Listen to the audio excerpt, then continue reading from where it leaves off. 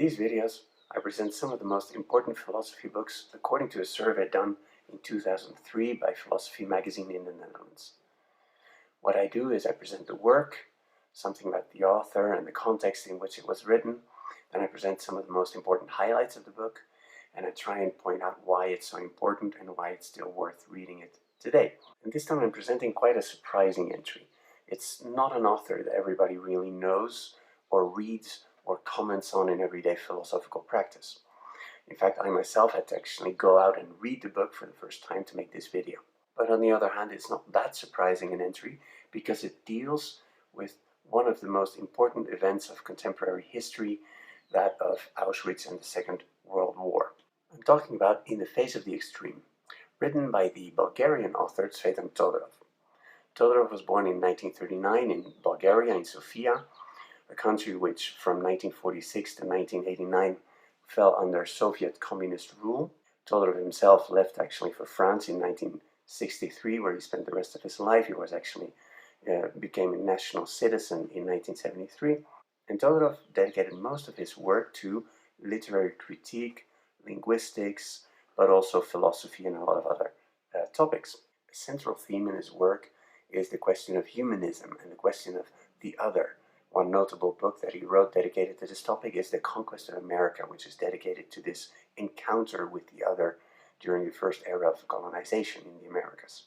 Todorov has a very essayist, easy-to-read style of writing, and In the Face of the Extreme is no exception. This book was published in 1991.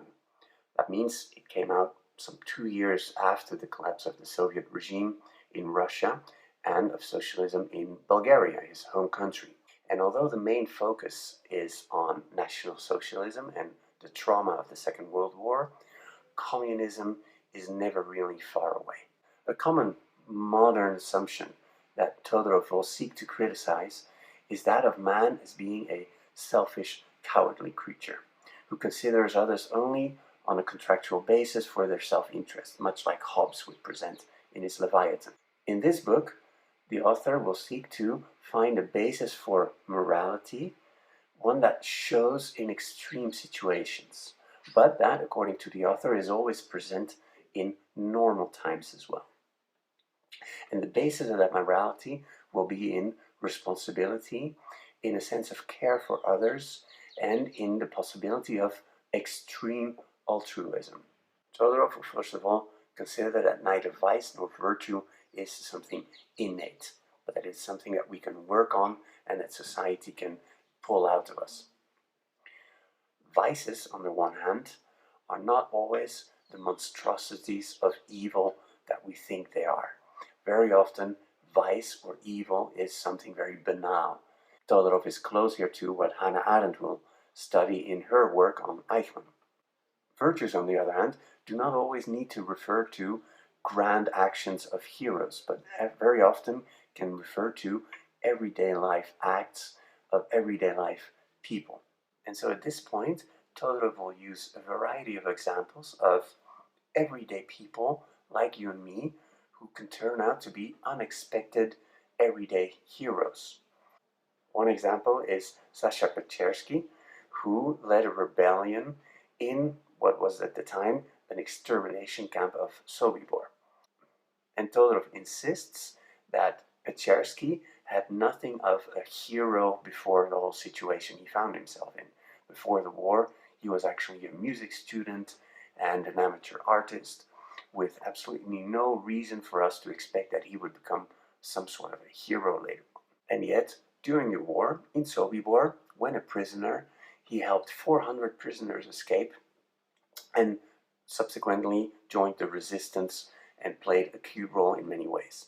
Other examples Todorov presents are even less heroic, showing virtues that are not virtues of heroes, but virtues of everyday life. For example, the Dutch Jewish writer Etty Hillesum voluntarily went to concentration camps to look after the people there and to care for the sick who were taken there. So in Etty Hillesum, we see a sort of care for other people becoming a virtue and finally some sort of heroic action.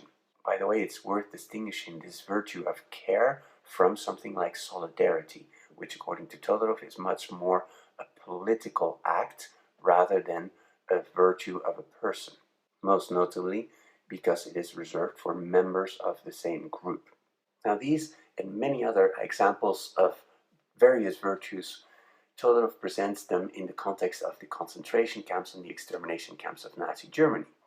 So what is so specific, so extreme about these concentration camps? According to Todorov, what concentration camps actually do is they consciously strip persons of their dignity, of their relations with other people, and of their impact in the world, of their influence on their surroundings. And the reply that Todorov seeks to formulate against such extreme situations consists precisely in showing how common everyday virtues can appear, can come to the fore despite or thanks to such extreme adversity.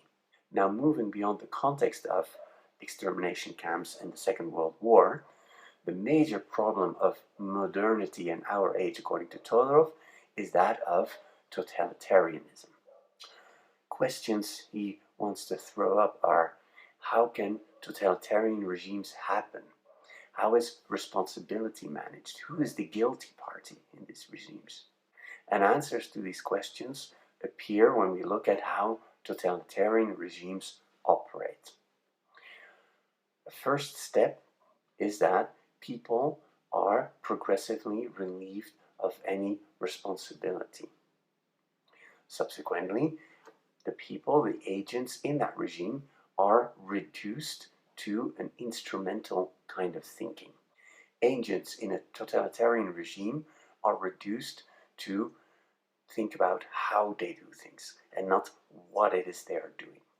That's because their work is fragmented into different little sections, and ultimately the final responsibility for the consequences of the whole are obscured because of this fragmentation. And thirdly, people are depersonalized. In the example of concentration camps, people are stripped of their clothes, of their names, of their activities as far as they might find them useful. And the ultimate result of this totalitarian regime in which people are placed is that vices, small as they might be, are actually promoted and used to the benefit of the system.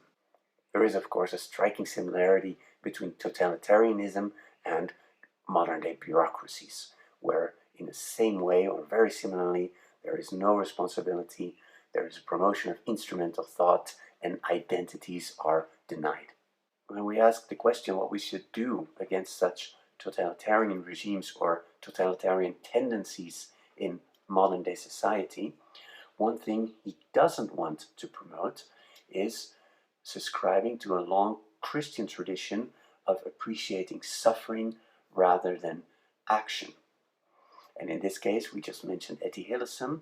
He reproaches the same Dutch author for resigning, for taking on an attitude of complete resignation in the face of the suffering and reducing herself to caring for the victims. Rather, Todorov hopes to reinforce such positions of resistance, of action, but from a virtuous point of view.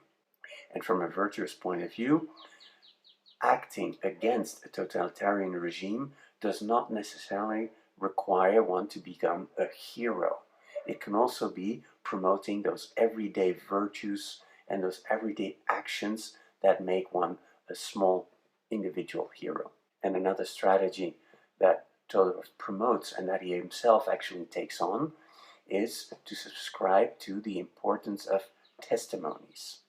Viktor Frankl, Primo Levi, Lanzmann, and Todorov himself consider that in the face of these extreme realities, we should look for those testimonies, articulate the cases, bring out the examples, and keep those stories alive.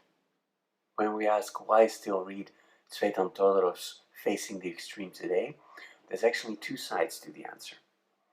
On the one side, there's the pessimist reading of his work that reminds us how shocking and vile the extreme really is. 20th century history has shown us that mankind is capable of inflicting the worst on each other. But in a more optimistic reading, the message is that at heart, mankind is a moral animal, capable of giving direction to their own behavior for better and for worse. And the extreme situations Todorov investigates don't only show us how we can fall to the lowest of ourselves, but they also show us how we can be heroes. And not only heroes in the grand sense of the word, but also in those many unexpected ways of people being capable to do good. So in a way, Todorov's book is kind of a reverse of Hannah Arendt's investigation into the banality of evil in her process of Eichmann. In this case, we're looking at a banality of good, a simplicity of good actions and of virtues. And the fundamental point that Todorov wants to leave us with is that there's not really a discontinuity between the normal and the extreme, or between us and them, or between good guys and bad guys. That there's rather a spectrum or a continual movement between these normal and extreme situations, and that we have to constantly try and be the better versions of ourselves, even in everyday lives, and even in situations that may not appear so extreme, such as contemporary bureaucracy, for example.